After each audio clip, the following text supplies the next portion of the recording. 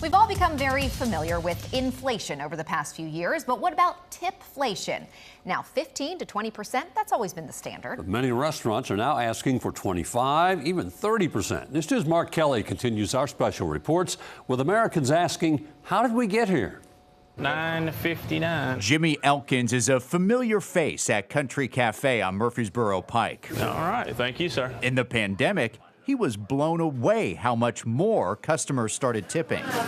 It was a lot more. People were willing to give, 25% plus, Kenny Jordan teaches hospitality and tourism management at Belmont University. Tipflation is real. Absolutely. He says the pandemic is one big driver for tipping taking off. One of the things that we saw during the pandemic was more and more people wanted to increase the amount they were tipping because they wanted to take care of workers, because they understood what workers were going through at that time. But it's not only the pandemic. Technology is also a driver. I'm sure you've seen these, called POS, or point of sale systems.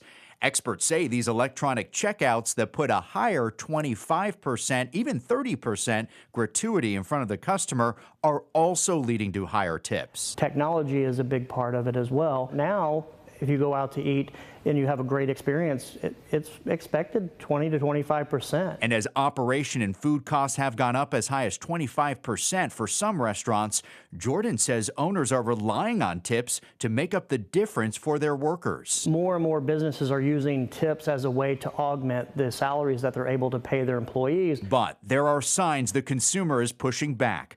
Wallet Hub finds that more than 1 in 4 Americans tip less when they're handed a tip suggestion screen. And Jimmy's seeing that frustration firsthand. I want to say it's kind of made it worse because we have a lower option, which more likely that the people either hit that or nothing. Like any custom, tipping has evolved over the years.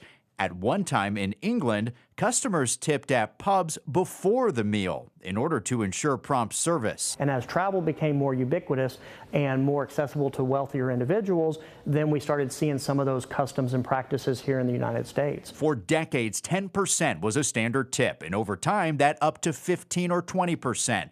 Well, today, technology, a tight job market, and the pandemic pushed that tip closer to 30%.